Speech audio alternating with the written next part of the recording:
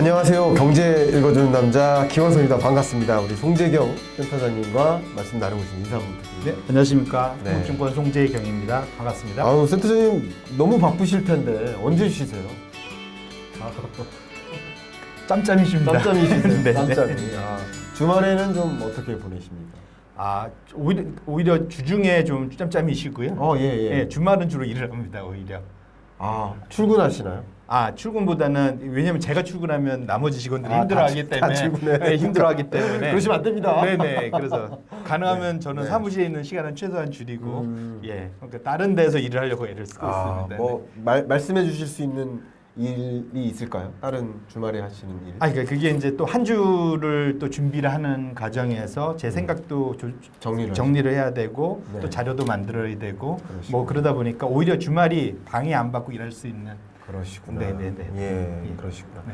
혹시 뭐 취미 활동 같은 거는 있으실까요? 뭐 언제든지 시간이 여유가 나오면. 이게 그러니까 제 등치를 보시면 아시겠지만 먹는 거 좋아하고요. 그래서 사실은 맛집 투어 다니고 그런 그러세요? 거 되게 좋아합니다. 그래서 그러세요? 그러니까 저는 또 그리고 여행 다니는 거 좋아하고 그 여행 다닐 때 그 모든 스케줄을 네. 다 저희 이제 시간 단위로 짜고 예. 그거와 관련된 것들 그런 경로 짜고 그런 것들 되게 즐거워합니다. 그래서 그러세요? 그래서 실제로 여행 갔을 때보다 오히려 가기 전에 더 즐겁더라고요. 그래서 야. 그런 것들을 즐거워하는데 코로나 시절이 돼갖고 예. 이걸 못하는 게 되게 그걸 좀 못하시죠. 안타깝습니다. 그러면 이제 보통 그 여행은 가족분들하고 같이 맞습니다. 가시죠? 네. 그러면은 상대적으로 아내분께서는 어떠세요? 그 스케줄 짜고 하는데 관심이 있으세요? 전혀 없죠. 전혀 없어요. 그러니까 이게 너무 좋은 굿 매칭 아니겠습니까? 네. 그걸 좋아하는 사람이 하고 네. 그 관심 없는 사람은 안 하고 네. 여행 가서 즐기고 네. 그러시군요. 그럼 운동 같은 건 뭐 별로 좋아하지 않으시나요? 사실 운동 좋아하고요. 네네. 그러니까 기본적으로 저희는 이게 코로나 기간 동안 네. 오히려 제 딸내미가 작년에는 이제 중2였고 올해 중3인데 네. 원래 중2는 아무도 안 건드리잖아요.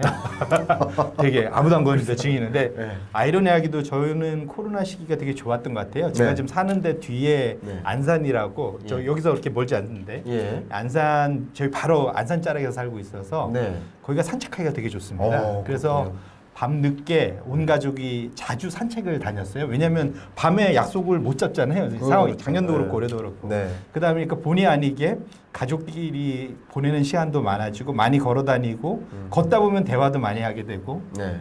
그런 것들이 오히려 네. 코로나 때문에 성등이 이제 그 확진자나 살찐자 되는 경우도 많이 있긴 하지만 네. 이게 오히려 저희는 이제 오히려 저 가족적으로 의기투합돼 갖고 대화도 많이 하고 그래서 네. 저는 개인적으로는 이 코로나 시기를 좀 잘 보내고 있다 야. 뭐 이렇게 생각을 하고 그럼 있습니다. 정말 일적으로도 이제 두각을 나타내시지만 가정 내에서도 또 좋은 아빠이자 남편으로 이렇게 살아가시는 것 같습니다.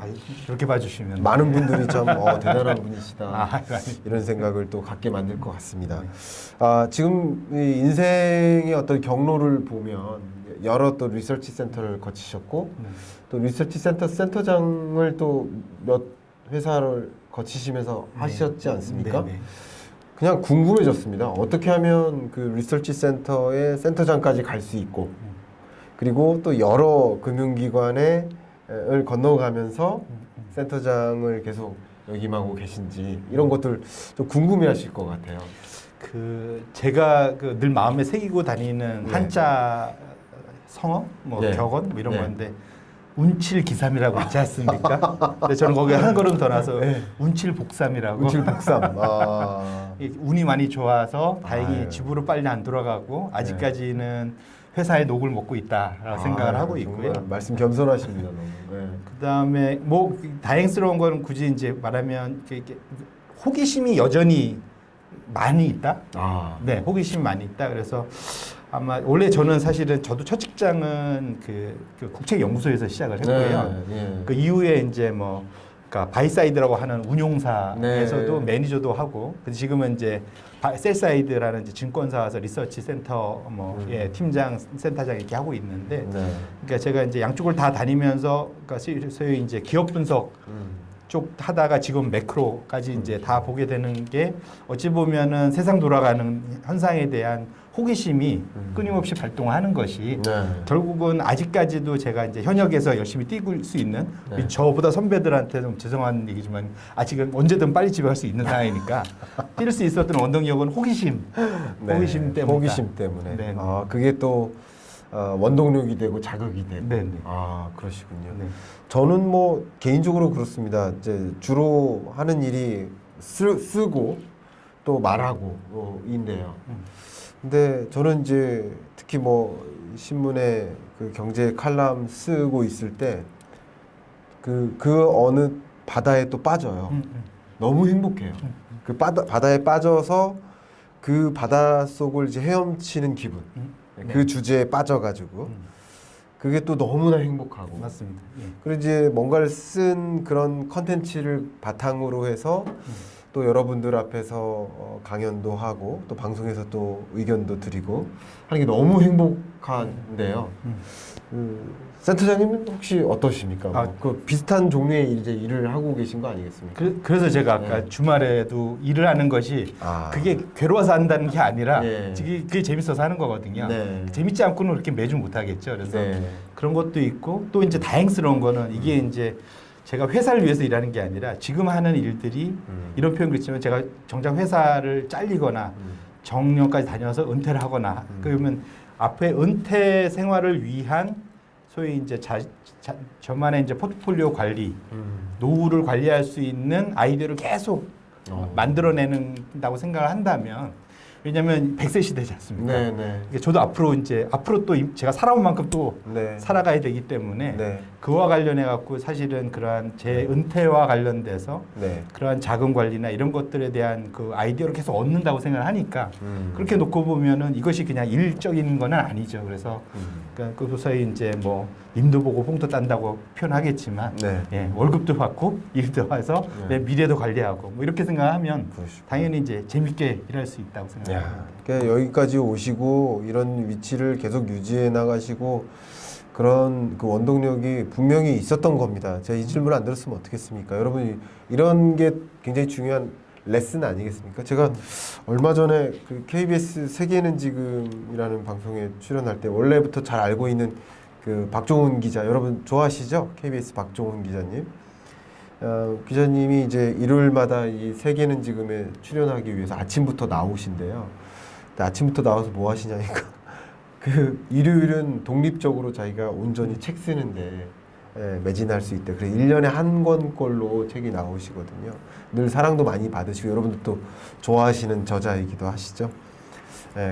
그러니까 그 자리에 계시고 그렇게 많은 분들로부터 사랑받고 그런 게 아닌가 그런 생각을 했는데 우리 센터장님께도 그런 것들을 느끼게 되었습니다. 자, 벌써 뭐 레슨이 상당한데요. 또 구체적으로 우리 투자 관점에서 질문을 안 드릴 수가 없습니다. 주가에 영향을 미칠 만한 마이크로 레벨의 어떤 하반기 이슈들 뭐 그런 것들을 좀 봐야 될 텐데요. 먼저 미중 갈등은 좀 오래된 소재이긴 합니다만 네. 이 부분에 대해서 좀 나름의 각을 잡고 정리를 해볼 필요가 있을 것 같은데 어떻게 바라보고 있습니까? 1차적으로는 이제 그 트럼프 시대의 미중 갈등과 바이든 시대의 미중 갈등은 좀 결이 달라진 것만은 분명 같습니다. 갈등은 갈등인데 네. 이전은 정말 예상치 못한 트럼프식 그런 갈등이 시장에 엄청난 스트레스를 예. 줬었다라고 본다면 지금 바이든 시절로 와서는 적어도 갈등은 유지가 되지만 그것이 시장에 어떤 그 쇼크라고 하죠. 네. 엄청난 그런 타격을 주는 방향으로 갈등이 증폭되는 갑자기 소위 뒤통수 치는 네네. 이런 일들은 상대적으로는 이제 일어날 가능성이 트럼프 시절보다 줄어들었다. 네. 이렇게 전 정리를 하고 싶고요. 아, 네네. 예, 그렇게 놓고 보신다면 미중 갈등은 장기적으로는 어쩔 수 없습니다. 이거는 이제 2인자를 죽이고 싶어하는, 누르고 싶어하는 그러한 이제 1인자의 그러한 마음이 있기 때문에 뭐 네. 미국은 계속 그래 왔었기 때문에 그렇죠. 네. 그건 어쩔 수 없는 상황이긴 한데 다행스러운 거는 적어도 우리 투자자 관점에서 놓고 보면 미중 갈등 자체가 이게 이제 막 그 트럼프 시대처럼 제 기억에 그때 주말마다 트럼프의 그 트윗 보느라고 그걸 또 해석하느라고 네. 그때 트위터에 무슨 일이 일어난지 갖고 모든 전 세계 언론이 받아쓰고 네, 네. 분석하고 했었습니다. 네. 적어도 그런 일은 안 하게 됐다는 것만으로도 아, 다행스럽게 좀 생각을 하고 있습니다. 그렇군요. 네. 이미 알고 있는 불확실성은 더 이상 불확실성이 아니다. 이런 말이 좀 떠오르는데요. 아무래도 바이든은 이제 어떻게 갈지, 어떤 방향으로 미중 무역 분쟁을 펼쳐나갈지 예상 가능한 시나리오들이 있으니까요. 네, 그런 것들 좀 지켜보시면서 보시면 좋을 것 같고요. 미중 갈등이 다소 이제 화폐 전쟁으로 치닫고 있다. 이런 생각이 돼요. 왜냐하면 중국이 2022년 베이징 동계올림픽 2월 달이죠. 이때를 전후해서 이제 CBDC 지금 시범 운용하고 있는 것을 상용화할 것으로 보고 있고요. 이미 상용화 조짐은 나타났죠.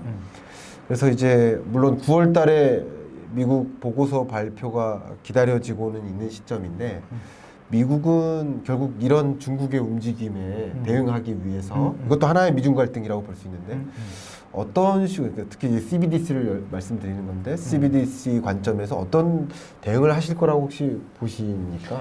저는 그거 관점을 조금만 약간 틀어서 그러니까 네. 기본적으로는 크게 두 축의 좀 다른 축의 관점에서 살펴보고 있는데요. 네네. 일단은 저기 그러니까 화폐 전쟁 네. 되게 이제 뭐랄까 섹시하고 이렇게 막 핫해 보이긴 하는데 네. 기본적으로는 전쟁을 일으킬 만한 정도의 수준이 안 됩니다. 사실은 이슈는 안 된다는 거죠. 예, 이게 무슨 말이냐면 네. 워낙 이건 뭐 유로화도 안 되는 상황인데 그럼요. 예, 예. 위안화가 사실은 네. 그러니까 달러의 위치를 당장 어떻게 하겠다? 네. 그거는 좀 그건 아니죠. 예, 네. 그건 이제 디지털 화폐로 전환이 된다고 당장 된다기보다는 예. 그래서 이제 그렇게 놓고 본다면 사실은 미중 간의 그러한 이제 디지털 커런시로 옮겨왔기 때문에 네. 갑자기 그 판도가 바뀌어갖고 달러 위안화가 경쟁을 한다라는 거는 네. 너무 조금 먼 거를 먼 이제 거. 당겨와갖고 네. 좀 이제 걱정거리를 만든 거다 봐서 음. 당장 걱정할 필요는 없다고 보고 그렇지. 있고요. 만약에 이제 디지털 커런시, 그러니까 중앙은행이 만드는 디지털 커런시를 걱정을 한다면 그거는 사실은 비트코인 같은 관련된 걸 보통 디파이라고 하지 않습니까? 소위 이제 디센트럴라이즈드 된 그러한 피아트, 그러니까 결국은 중앙 정부가 관리하지 못하는 탈중앙은행화된 그러한 화폐를 만들고 싶어하는 노력들이 네. 이제 사실은 비트코인의 시발점이었지 않습니까? 네. 그래서 그렇게 놓고 보신다면 각국의 중앙은행들이 디지털 커런시를 만드는 것들의 근본은 자꾸 중앙은행의 그러한 그 소위 통화 권력을 통제력. 예, 통제력을 뺏어가려고 하는 거에 대한 반대 역할로 이 일이 일어났다 보시면 좋을 것 같고 네. 네. 결론적으로 지금 그냥 내비두고 있지만 이번에 미국에서 인프라 법안을 통과시키면서 네. 그 소위 그 비트코인과 관련된 그러한 이 코인들한테 네. 에서 소위 세금을 매길 수 있는 그러한 그 제도적 장치를 이번에 같이 통화에 넣고 있습니다. 확정은 안 됐지만 네. 아직 그게 논의되고 있지만 지금 진행되고 있죠. 그래서 네. 결론적으로는 그런 측면에서 보시는 게 좀 더 맞을 것 같고 네. 그렇게 놓고 보신다면 지금 미중 간의 그러한 통화 전쟁이라고 보기보다는 요것이 이제 아까 말씀 주신 대로 결국은 이거는 중앙은행과 중앙은행에서 벗어나고자 하는 그러한 그 세력 간의 그러한 이제 그러한 비트코인과의 그러한 비트코인 론자들 이런 간의 그러한 경쟁이다 이렇게 보시는 게 맞을 것 같고 좀 더 길게 놓고 봐서는 사실은 이거는 결국은 달러의 위상이 지속될 거냐의 여부는 또 다른 좀 더 이슈다. 그렇게 좀 해석을 해야 될 것 같아요. 이거는 닉슨 체제가 지금 50년이나 지났거든요. 이게 우리나라는 이게 얼마 전에 있었던 8.15 예. 광복절이 이제 의미 뜻깊고 또 뭐 그 홍범도 그 열사가 이제 들어오시고 뭐 이런 게 있었지 않습니까? 네. 근데 이게 미국 입장에서는 닉슨의 불태환이라는 게 있습니다. 이게 이제 1971년도 8월 15일 날 네. 닉슨이 발표한 건데 이게 네. 무슨 말이냐면 그 전에 1943년도인가에 브레튼 우즈라는 게 있었어요. 네. 이제 그 전에는 파운드화가 힘이 제일 셌는데, 네. 그러니까 영국이 2차 세계대전 끝나고 너무 힘들어지니까 네. 사실은 이제 미국의 달러를 기준으로 금과 그러니까 달러당 그러니까 금 1온스당 달러 35달러 기준으로 묶어갖고 이거 베이스로 각국이 달러를 움직이는 대신에 필요하면은 미국한테 달러 들고 오면 그러니까 금으로 바꿀 수 있는 네. 요 정책이 브레튼 우즈거든요. 근데 이것이 이제 너무 달러가 강세로 가다 보니까 그 당시에 미국이 수출이 안 될 정도로 힘들었어요. 그러다 보니까 71년도에 버티다가 닉슨이 불태안을 발표를 합니다. 이게 무슨 말이냐면 너희들이 더 이상 나한테 달러 갖고 와도 금을 안 바꿔줄 거야. 이걸 이제 얘기를 한 거죠. 이게 사실은 그때부터 전 세계의 큰 변화가 지난 50년간 있었던 거거든요. 그러면서 불평등도 생기고 자금이 너무 많이 풀리고 실물 경제가 벌어지고 뭐 이런 일들이 지난 50년간 벌어지면서 전 세계적으로 그 소위 부채도 늘어나고 이런 일들이 지금 50년이 된 이제 50주기가 됐습니다. 근데 앞으로 50년 동안 과연 달러의 위상이 계속 유지가 될 거냐의 이제 이슈가 핫해지는데 이것이 왜 그러냐면 미국이 지금 달러를 너무 많이 풀어놓은 거죠. 네. 금으로 바꿀 수도 없는데 돈을 너무 많이 풀어놨기 때문에 과연 달러의 위상이 계속 유지될 거냐에 대한 소위 말하는 도전, 챌린징이 이제 있을 수 있기 때문에 그런 측면에서 놓고 보면 지금 당장은 뭐 미국이 뭐 테이퍼링 하니까 뭐 달러가 강달러 간다. 이건 되게 짧은 얘기고요. 네. 정말로 이렇게 미국이 어마어마한 돈을 풀었고 또 더 풀려고 하고 있잖아요. 인프라 투자 관련돼서. 그래서 그렇죠. 이렇게 해서 돈을 마구마구 뿌려대면 과연 달러가 계속 정말 전 세계의 그러한 금을 대신했던 그러한 현재의 달러 그 체제가 과연 유지될 수 있겠느냐에 대한 근본적인 질문이 앞으로 있을 수 있기 때문에 이거는 좀 또 다른 큰 이슈다 이렇게 말씀드립니다. 아, 좋은 말씀 주셨고요. 특히 이제 CBDC 관점에서 중국이 이제 달러 패권에 도전하는 뭐 그런 이슈가 사실은 굉장히 중장기적인 이슈. 숫자로만 봐도 전체 이 통화 세계 결제 통화 기준으로 100%를 놓고 보면 달러가 아마 44%인가 뭐 그 정도 되고 유로화가 아마 10몇 %, 이 엔화 뭐 해가지고 위안화는 뭐 4%가 안 됩니다. 3, 4% 정도 됩니다. 그러니까 굉장히 그 비중이 작고 순위도 굉장히 낮아. 그러니까 이게 단기간 안에 이 기축 통화에 대한 패권 전쟁 뭐 이것이 있을 수는 없겠지만 어쨌든 중장기적으로 중국이 이런 미중 간의 갈등의 일환으로서 이걸 가져가는 그런 구조가 전개되지 않을까 뭐 그런 생각이고 방금 이제 센터장님께서도 그런 말씀 주셨지만 결국 중앙은행이 직접 디지털 커런시를 발행하면서 기존에 이 통제할 수 없었던 소위 암호화폐라든가 스테이블 코인과 같은 그런 통제력이 없는 그런 종류의 화폐에 대해서는 좀 제재하는 그런 분위기가 굉장히 강하게 전개되고 있는 것 같아요. 그래서 뭐 거래에 소를 못하게 한다든가 아니면 중국 같은 경우 역시 공산주의인데 뭐 이 상업은행, 농업은행 불러다가 뭐 알리페이까지 불렀죠. 뭐 이런 빅테크 기업까지 불러다가 너네 비트코인 거래하지 마. 뭐 이렇게까지 해버리니까 얼마나 강합니까? 그러니까 결국 중앙은행이 중앙 정부가 이 화폐의 이동. 왜냐하면 우리 지난 시간에 아마 박지훈 변호사님하고 얘기 들으셨지만 마리화나나 이런 마약 거래에도 실제 비트코인이 옛날부터 이용되고 있었으니까, 그러니까 통제력을 갖는 방향으로 좀 움직이고 있는 모습이지 않을까, 뭐 그런 저의 생각도 굉장히 많이 동의하는 그런 바입니다. 끝으로 이 질문 좀 드리고 싶어요. 자, 당장은 아니겠지만 어쨌든 이제 코로나 버블이라고 표현을 해볼까요? 어쨌든 코로나19가 종식이 된다라는 어떤 사인이 있을 때 언젠가 있지 않겠습니까? 그때 어떤 대비를 해야 될지 투자 관점에서 어떤 전략이 좀 유효할지 그런 부분에 대한 의견을 좀 주시면 감사하겠습니다. 일단 그러니까 여기서 이제 코로나가 이제 결국은 지금은 여전히 이제 중요한 그 변수인데 이것이 어찌 보면 이제 상수로 바뀌겠죠. 왜냐하면 말씀드린 대로 코로나가 종식이란 표현까지는 몰라도 이제 더 이상 이제 그러니까 일정 부분 영향을 미치지만 이것이 전체를 다 이 코로나 늙어 주는 것 때문에 시장이 휘청휘청하고 이런 일들은 점점 이제 약화될 거라고 생각을 하고 있고요. 이제 사실은 그 이후로 보면 코로나 때문에 변화가 된 여러 가지 많은 것들이 있습니다. 그래서 이제 대표적으로 아까 말한 미중 갈등이 좀 더 올라오고 이것 때문에 이제 탈세계화가 좀 점점 되고 있고 소위 말하는 리쇼링 안쪽으로 끌고 오는 거 있고 그 사이에 코로나 때문에 돈을 어마어마하게 풀어넣고 각국 정부의 부채가 어마어마하게 늘었기 때문에 이것을 어떤 식으로 이제 다시 줄여 나갈 건가에 대한 그런 것들 이런 것들이 앞으로 이제 소위 이제 그 코로나 포스트 코로나 시대에 이제 일어날 일들이라고 보고 있고요. 네.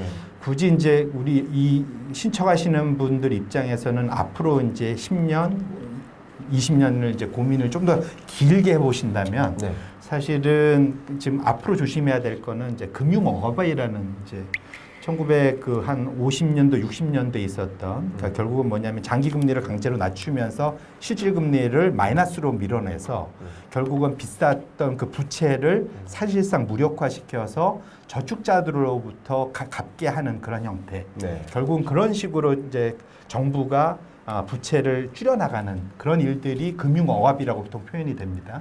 근데 지금 그렇게 하면서 이제 1940년대의 최고점이었던 그 미국의 그 높은 전 세계적으로 GDP 높았던 부채 비율이 이제 한 30%대 100%가 넘던 게 한 30%까지 내려왔거든요. 네. 10몇 년 동안, 20몇 년 동안. 그런 일들이 앞으로 벌어질 확률이 매우 높아지고요.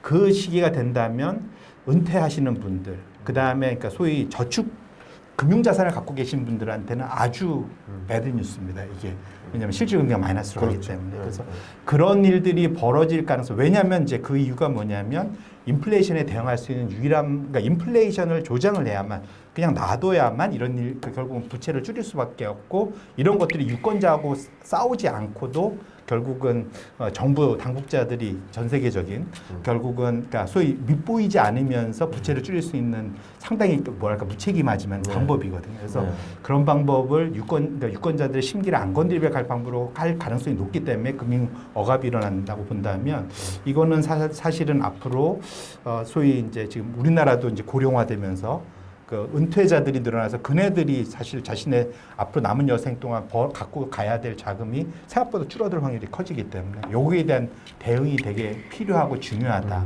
그런 측면에서 좀 관심을 가지시고 앞으로의 그런 흐름에 대해서 좀 집중하실 필요가 있겠다는 말씀을 드립니다. 아, 네. 정말 귀한 말씀이었고요. 2021년 하반기 혹은 22년 상반기를 준비하는 우리에게 어떤 투자 전략, 투자라는 어떤 스탠스 이런 것을 갖고 또 어떤 이슈들을 어떤 식으로 바라봐야 될지까지 그런 관점에서 또 우리는 어떤 전략을 세워야 될지까지 여과 없이 인사이트를 전해주셨습니다. 너무나 감사하고요. 다음에 또 기회가 된다면 또 한번 보시고 말씀 나눠볼 수 있도록 하겠습니다. 감사합니다. 네, 감사합니다. 감사합니다.